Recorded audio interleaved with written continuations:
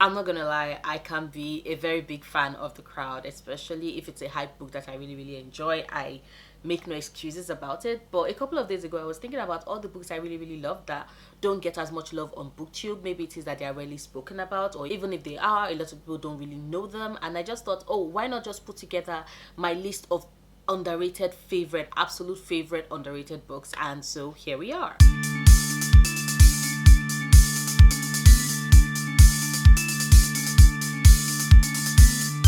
So I'm going to kick off this list of underrated favorite with The Love of My Life, Fairytales for Lost Children by Duriye Osman. Now, I'm certain if you've spent any amount of time on my channel, or rather, let me take that back. If you watched the 2 or 3 videos where I talked about this book, you will know how much I love it. This book is basically a collection of short stories that detail the Somali queer immigrant experience, and I loved every moment of it. I love Duriye Osman's use of language. It combines this beautiful lyricism in his words with local nuance and this play on words, bombastic words that just make so much sense, and elevate this into music. Like, this collection of short stories is just magical and beautiful in the way it's told. Whether it is that it's telling us the story of a queer woman in Somali whose mother notices that her daughter has found love by the sea and goes to meet her lover every night, or is telling us about a transgender woman who is dealing with prejudice in the hospital where she works, and in turn is vicious even as she demands respect from both the patients and her co-workers, to the man who is dealing with depression, to the young girl who has been cast out from her family ever since they discovered that she's queer but has now found home in herself, in her own skin, even to the young woman who is pleasuring herself in the pages of this book. Like, this book tells so many unique stories and so many unique narratives, and they're just woven together in this cohesive, beautiful whole that I love so much. I try to read this book every year, once a year, max once every 2 years, and an absolute favorite. If you've never read Fairy Tales for Lost Children, I would totally and completely recommend that you pick it up. It's rarely ever, I don't even think I've actually met any other person. I don't think I've met any other person on BookTube who has ever talked about this book, and it is just chock full of so many important topics and so many marginalized characters who get their chance in the sun, and it's just it's romantic. If there's any way possible for me to fall in love with the book, it's this book. If there's any writer whose use of language I am totally and completely besotted with, it's Duriye Osman. It will always be a favorite for me, and I love this book so much. The second underrated book I would like to bring to your attention is What It Means When a Man Falls from the Sky by Leslie Neka. This is also a collection of short stories, and even though it is that there's one underlying thread that goes through the entirety of Fairy Tales for Lost Children, the same cannot be said for What It Means When a Man Falls from the Sky. But it does not mean that this book is not just as relevant or as impactful as Fairy Tales for Lost Children. In this, we follow a collection of characters, and this book sprawls across multiple genres. Like, there's fantasy in this, there's contemporary, there's science fiction. Every single facet of society is represented in this book, and we deal with so many intense, difficult topics, from abuse to infanticide to neglect, and we're dealing with so many of these difficult topics, and I'm just this book made me cry so hard. Okay, it didn't make me cry as much because I do have a 7 books that made me cry video. You can check it up somewhere up here. I also leave it down in the description bar below so you can check it out as well. But this book made me so sad because each of this character, like, this is basically reality as I know it. It's so fucking real, and it breaks your heart every single moment. This book talks about how much we give to others, how much we pour out ourselves into others, and how it is that in doing so we lose sight of who we are. This book talks about, society's insistence of shutting up the mouth of young girls, of taking away their voices and watching them slowly die inside, from the inside out. It's beautiful, it's heartbreaking, but it's so good. Each of the story are poignant, and they speak to something within society, whether it's the tragedy of a mistaken identity leading to a death, or the tragedy of a mother who just absolutely wants a child even if that child will lead to her eventual destruction, or the tragedy of a goddess who loses her children because she dares to speak. So many tragedies, so many humanity, so much stories in this beautiful less than 200 pages book. Like, love it so much. Leslie Neka is she's fantastic. She definitely deserved all the awards she won for this book. Like, it is I think about how much I love this book. I don't love it as much as Fairytales for Lost Children, but it's really, really close. And also, there's also a variety of representation in this book. And every single time you think that you found hope, despair pays you a visit. That's the reason why I love this book. It broke me into tiny pieces, like so many tiny fragmented pieces, and I loved it. A third underrated book for me is Freshwater by Akweke Emezi. Now, this is yet another book that a lot of people on BookTube don't talk about, like, and I don't know why, because this book is perfection. Akweke tells us the story of the Ada, a young girl who is an Ogbanje. Now, an Ogbanje is a mythical being that basically has one foot in the mortal realm and one foot in the spirit realm, and they tend to be reborn because they are almost always leaving to go to the spirit world. And the law about why they are present varies. Some people believe that they arrive in order to torture a family. Some people believe that they arrive in order to bring joy, even if it's just for a short period. And the name varies across different Nigerian tribes. The Igbos will refer to the child as an Ogbanje. The Yorubas will refer to the child as an Abiku. If you've read Wole Soyinka's poem Abiku, or John Pepper Clark's poem Abiku as well, you would have more further insight into this, because those poems are amazing.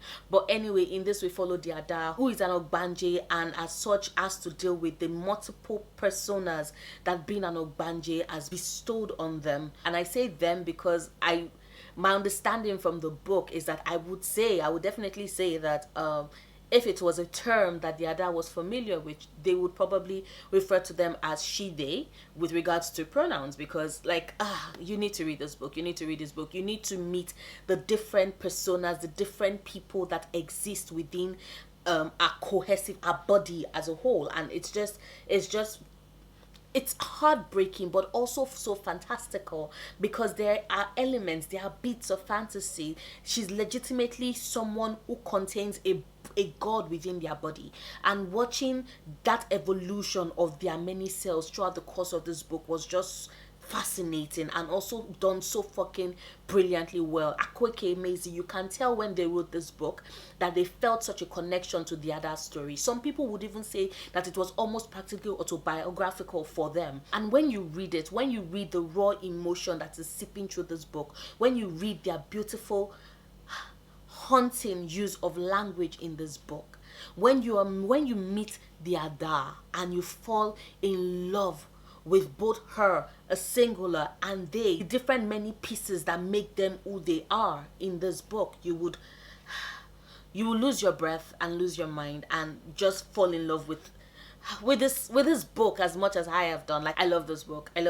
it's not just because I love and adore Ashugara. Like, it's not just because of that. This book was just fucking brilliant, and it does not get enough love. It does not get talked about well enough on BookTube, and it's so fucking sad because it's so good. And then there's my next underrated book, Zahrah the Windseeker by Nnedi Okorafor. This is one of Nnedi's less popular books. Like, a lot of people are very aware of her Binti series, they're aware of her Akata Witch series, but few people are aware of this middle grade, lovely, amazing middle grade book that she wrote, and it's just fucking beautiful. In this book, we follow Zahrah, who is a young girl unlike any other, in the sense that she does have really, really long locks, but she grew up at a time where she's discriminated against and looked upon with disdain and even fear and trepidation because of her locks. And she spends so much time caving into herself, trying not to be noticed because of the ridicule that she experiences all around her, even though she does not understand that this attribute of hers that sets her apart from the crowd is also what gives her such immense powers. And when she does discover her power, and in exploring that power, her best friend gets hurt in the process, Zahrah digs deep within herself in order to save him. And this means not just coming to terms with who she is, but embracing every facet of herself, and also pushing forward and searching for a cure for her best friend, even though she's fucking terrified out of her mind. Like, this book legitimately confirmed for me that courage isn't the absence of fear. And I know now I'm sounding totally like Mia's father from the Princess Diaries. No, like, this book legitimately pushed that narrative for me to understand that you can be terrified out of your mind. Being courageous is still pushing forward, in respite of how terrified you are of what will happen to you. And like, it just This book was so good. This was a middle grade book. This is my favorite of Onedi's story, which is funny because I have read one of the books in the Akata Witch series, and I've definitely read Who Fears Death. And even though Onyesunwu is one of my favorite characters, Zahrah she's a 13-year-old girl, and what she's willing to go through, what she's willing to put herself through in order to save her friend just it fills me with that, that knowledge when you're 13, that where you're terrified because the world is so fucking big, but at the same time you would conquer and battle any demons or any of your fears in order to save your friends. This book perfectly captures that emotion, that age, that time in under 300 pages. And I will forever be happy / grateful that Nedi wrote this book, and I will forever be happy / grateful that I actually was able to get a copy, because trust me, this book is not very popular around, especially when you consider it, especially this cover, you don't really see it around anymore. It makes me happy. Another underrated book, The Woman Next Door by Yewande Omotosho. In this book, we follow two old women, Hortensia and Marion, who have been enemies, who have been neighbors and also enemies for decades, ever since Hortensia moved into the house next door right beside Marion, this house that she has dreamt of owning practically ever since she moved into that area. Now there is this black woman who comes in and who she believes is very haughty, blah blah blah. But see, that's just the thing, because Hortensia is actually very bitter and she's actually very angry, and throughout the course of this book you actually discover the reason why. You also discover the reason why Marion is also angry, and how these two women can find common ground, even though at the start of this book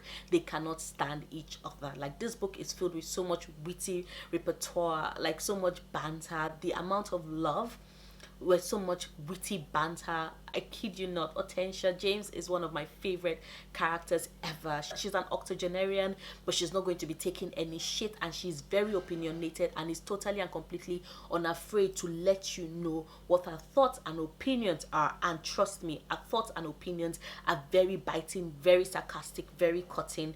But I loved it. I loved seeing the relationship between Hortensia and Marion. I loved seeing their friendship develop. I loved seeing them develop mutual respect and understanding for each other. They finally did arrive at that point, even though it took them a while to get there. And I love the fact that we're eventually able to solve the mystery of exactly what happened to these two women and their husbands. And I just a lot of people might consider the fact that this book, nothing really happens because it's not plot heavy. What it is though is character heavy, and the characters in this book more than make it worth your while, more than made it worth my while, and I'm certain would the same with yours. And there are so many few books that feature older women and older characters as their main characters. The amount of ageism in literature is so fascinating when you actually take the time to study it.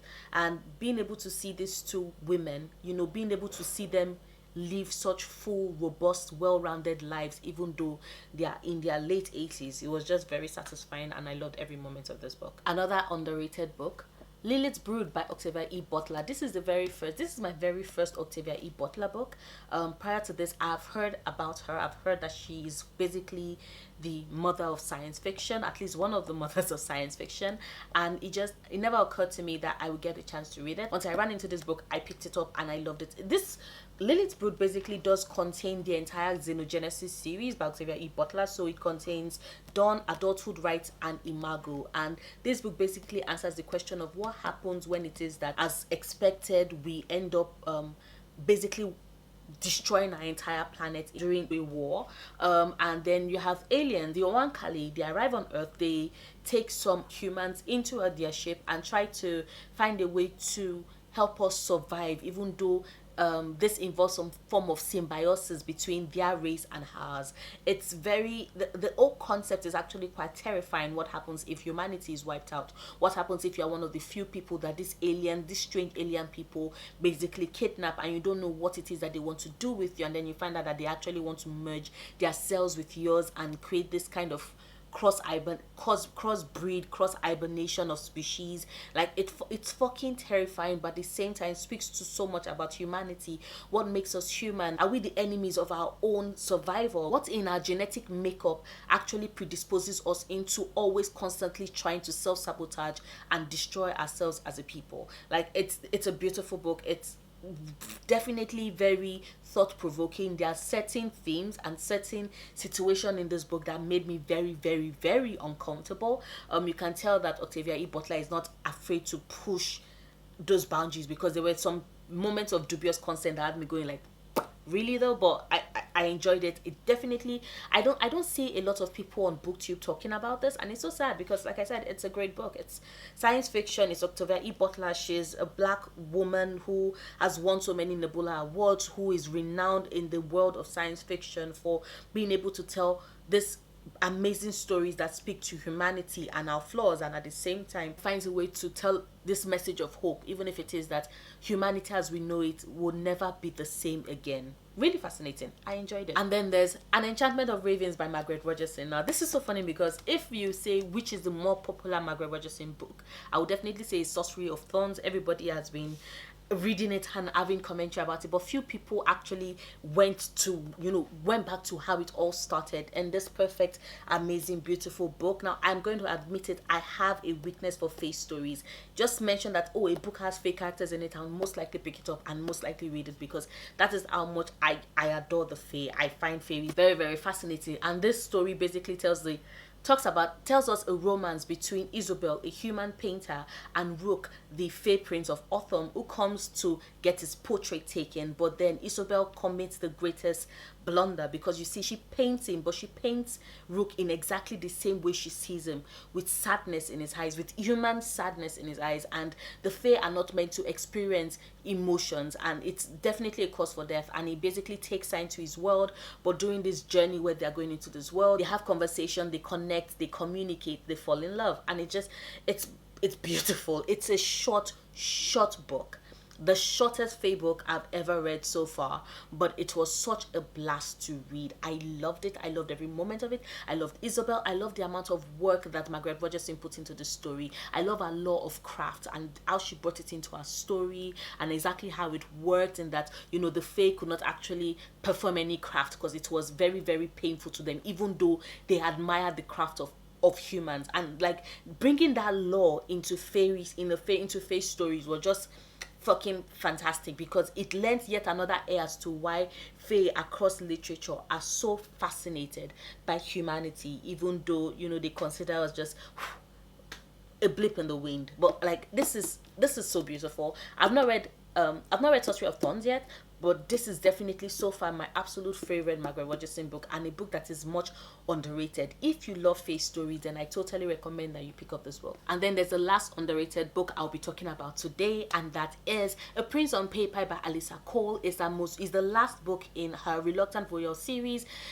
If you like me, you love that series, don't worry. Alyssa Cole has tweeted, and she has actually released the book. You can check on Goodreads, but she's basically doing a spin-off series of the Reluctant Voyeur series called the Runaway Royal series, and the first book is coming out next year, and I'm so fucking excited. Plus, you will know the couple in that book if you've actually read A Prince of Paper. So in A Prince of Paper, we basically follow Naya and Johan. Naya is she's basically related to one of the characters we meet earlier on in the series. That's in the first book in the series, A Princess in Theory. I'm not going to go into that much details, but basically she is a character that we meet in the first book, and we've seen her slowly grow and evolve throughout the course of this book. But this is her story, because you see, Naya for all her life has been treated as an invalid. She's been kept away from a lot of things. Her father has been very overprotective to the point of being abusive, and she's not basically had much of a life, and now she's finally getting the chance to spread her wings to live this life. And then there's Johan, who is just amazing, is like one of my absolute favorite princes in the series. Is so kind-hearted, so amazing, and he's basically just been taking care of his family and has always lived a life fit for the paparazzi in order to take attention away from his family. And these two unlikely people meet and fall in love. The Alyssa Cole's Reluctant Royal series does not get as much talk time here on BookTube, which I think is a very, very sad thing, because this is one of those romance stories that just gets in your heart and just makes you smile and makes you happy and makes you swoon, and also has you thinking and questioning and considering society as a whole and your place in it, as well as the fact that, like I said, there are so many important topics she brings out in each book. In A Prince of Paper, like I said, it's all about abuse, like parental abuse, that even if it is that a parent seemingly does love you, being overprotective can get to the point of abuse, and you need to be able to draw the line to know when you've crossed that. He also talks about the media relationship with royalty and celebrity, and how it is that we've dehumanized these people so much, because, you know, like, society kind of believes that, you know, royalties and famous people basically owe us something. They owe us their lives, they owe us their privacy, they owe us in every single aspect to be entertained, even at the detriment of their own personal life, because, you know, they are royalty, they are popular people, they are famous people. And I just I love the series so much, but I particularly love this book. It had everything I wanted. It was humorous, it was silly, it was sexy, it was hot, it was smutty, but at the same time it was also very deep, and also went in depth on a lot of topics, and also had me sitting down and questioning things, and like having this conversation with my family as well, and with my friends. And I think that when it is that you pick up a romance book that legitimately encourages you to talk with people around you and to also learn more about the world around you, then I think it's definitely a huge success. Like, I love A Prince of Paper so much. But yeah, those are some of my absolute favorite underrated books. Let me know what some of your favorite underrated books are. Drop it down in the comment below. If it is that any of these books sound like you might possibly want to pick them up sometime soon, also drop it down in the comments down below. I want to know. Please let me know. If you like this video, please do not forget to give it a big thumbs up. Check out my other videos. Subscribe if you want to. I make new videos every Sundays, Wednesdays, and Fridays, and I'll see you soon. Until then, stay passionate, love books, love yourself. Bye.